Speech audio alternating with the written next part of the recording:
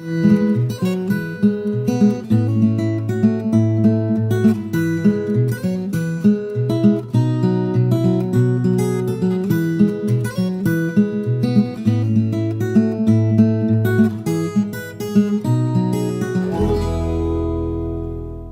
and welcome to Intermission at Folk Night at the Registry. I'm Jan Vanderhorst, and now we get to spend a few minutes with some of the members of Runa.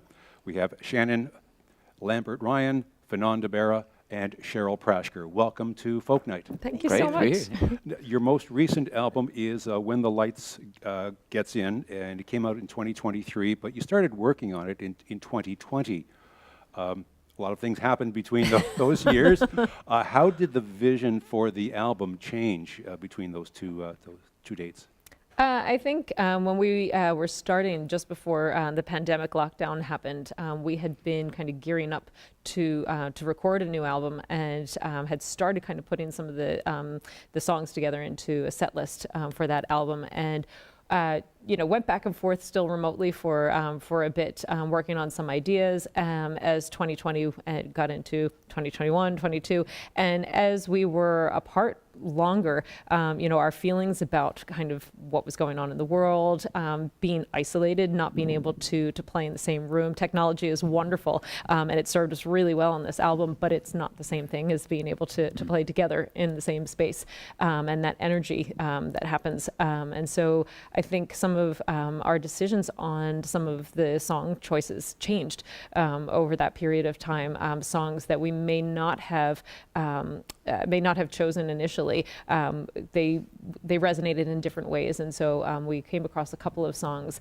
In particular, Kate Rusby's "Until Morning" is a song that wound up on that album, and that wasn't part of the initial kind of in the original pool of songs, and it just resonated with all of us really deeply. And it's all about holding on to each other really tightly, and staying together, and as being bonded together, making it to the other side of an obstacle, whatever that is. And so that particular song just felt really poignant at that moment in a very different way. We had heard the song before, but it appeared in a very different light, so to speak. And some of the other choices, we specifically, if you see the cover of that album, it's a great big sun on it. And When the Light Gets In is about, we had just completed a holiday album in December of 2020.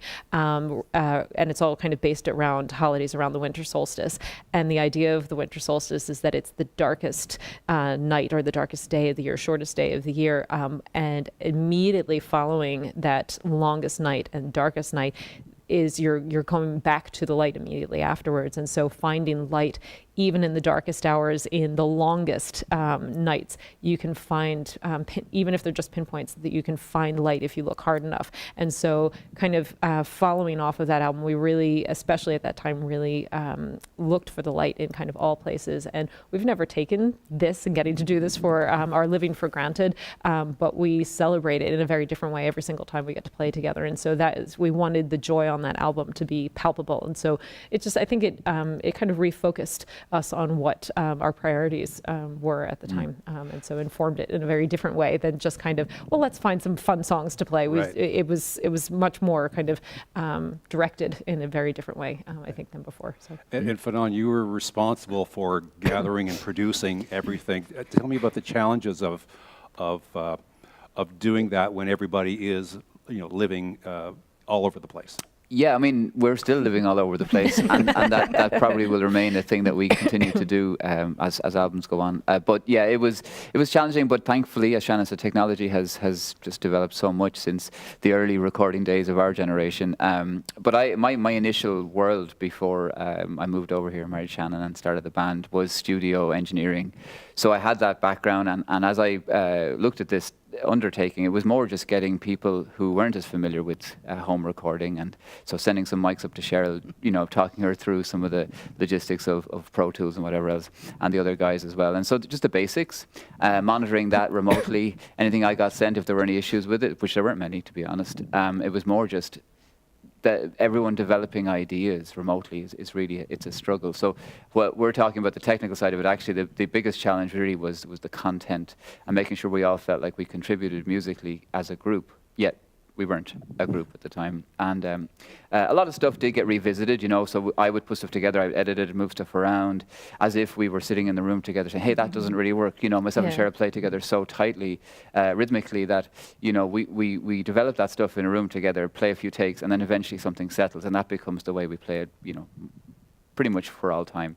And that didn't happen. So I think that was the biggest challenge, of making sure that Cheryl and I were locked in, and then making sure that as the extra layers got produced on top, you know, as I was coordinating with the other musicians, that it didn't take away from that usual core, you know, Yeah. that sort of that thing that we started so many years ago, you know. Right. But we're so lucky because we have Fanon.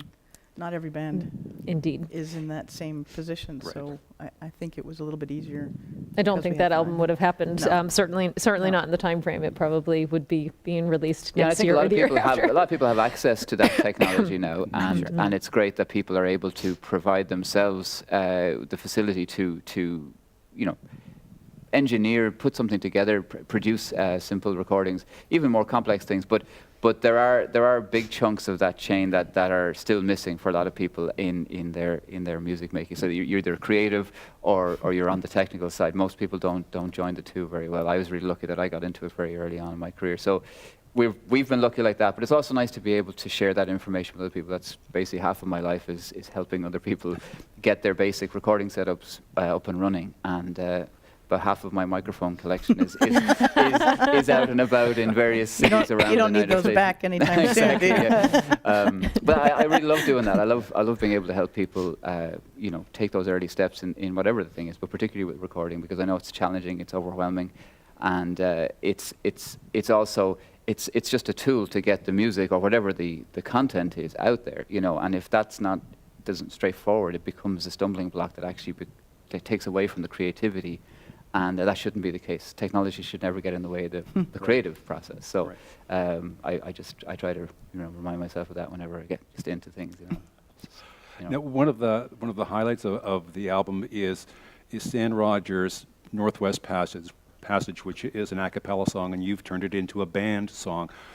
Cheryl, tell me about how everybody approached creating that. It's interesting because when Shannon first mentioned that she wanted to do it, I actually had a reservation for a moment. My first initial reaction was, "Oh, we can't do that." That we can't do that because it's, you know, to most Canadians, it's so iconic. Mm-hmm. Stan's version is so iconic, and so but Shannon Fanon had the vision of making it sound so different than Stan's version, and I fell in love with it immediately. And I asked them if it would be okay if I asked Garnet for his blessing, I guess you could say, Stan's brother. And so I did that, and he said, "Well, let me have a listen to it," and he fell in love with it. And that just was an amazing feeling. And then when it was fully produced, we sent him a copy, and he said, I think that's how Stan and I envisioned hearing it, which is quite just an amazing feeling. Right. So So unbelievably yeah, honored. yeah. And now the three of you have been in Runa from the very beginning, and over the years there have been different mandolin and fiddle players. Still, there are various mandolin and fiddle players. What do you look for those positions, for those musicians? Well, you know, being in a band together for 16, almost 17 years, you know, it's hard to keep the entire band together, and we're really lucky that the three of us have remained the core of that throughout the entire 16 years, 16 plus years. But looking for, as we got started, it started as a trio, grew to a quartet and then a quintet. And some of it was just kind of happenstance with how kind of those initial members, we already knew them, we already played with them in other groups, and we welcomed them in. And then a couple of years ago, some of those band members, two of them needed to move on at the same time. We said, goodness, this is the first time we kind of get to say, oh, what we'd like that that sound, that vision to continue to be, and to drawing on everything that we had worked on so far and created so far, because every person that comes into the band, we've been so unbelievably fortunate that they bring something new to the band, and that's something that we wanted to make sure that we continued, because we've never been a trad band for all intents and purposes. The trad music is at the roots of our music, but we like to kind of branch out, to lots of other things and fuse the music. And so we wanted to, with whomever was going to be playing with us, make sure that they had that kind of same kind of root system, but that they would be willing to play, for lack of a better word, and explore lots of different things. And we had the mandolin and the fiddle in for such a long time that we really liked that overall sound. But Fanon had said at the time, why don't we look at the idea of maybe having two fiddles, and one of them perhaps being able to play the mandolin as well, so as to not lose that that creativity from that instrument as well, but to try two fiddles. Do you want to talk about a little bit about radical. that? Radical, Totally I know. radical. Well, it is a bit of a wild thing, because fiddle, even in Ireland in particular, you go town to town, the fiddle styles are so different. So to get two players to play the same version of a tune is very difficult, so they have to sit down and spend a long time. What do you do in this part? And so that's existing tunes, existing traditional melodies. And then when it comes to our repertoire, there are a lot of set moments, set arrangement pieces, and then there's a lot of room for improvisation. And improvisation has been a big part of our sound over the years. As we have the core song or the core piece of instrumental music, there's a lot of space for each individual to shine. And for me, listening to the primary goal of having a member as transient as they may be, is that they come and enjoy being part of this. It's not about any one person being showcased. We're a group entity for sure.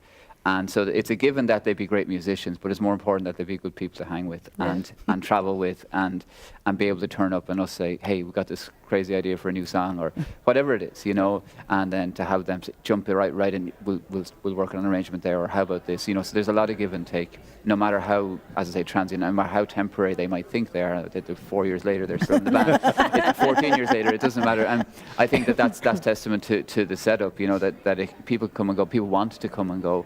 Are you available? Love to do a tour. Would love to do a weekend with you. And at this point, we have a very settled setup. We've been on tour with Jake James from New York on the fiddle, and Tom Fitzgerald from Ontario on fiddle and mandolin, pretty much since 2022, full time with a few exceptions. And so that's a very settling feeling for us. We can just turn up and play a concert, throw in a new number or two, and not have to think about it. It's very, very challenging to bring in these new players all the time. So that period hopefully is in the past, and if one needs to bow out for a weekend or two, that's no problem. But be a bit much to try to think about replacing too many too often. It's happened, and we're very, very happy with how the band is sounding and presenting itself. We've never felt more comfortable musically, and we don't settle and sit on what we have. We like to branch out. So as we develop new music, this album is it's current, but as we move on to new music, it's great to know that these are the musicians that are with us, because as great as it's been in the past, this is the best feeling we've had as the core trio, Great. So We are all out of time. Thank you so much. No problem. Thank you. And Thank it's you. great My to goodness. talk with you again. And Me too. it's time now for the second half of the show.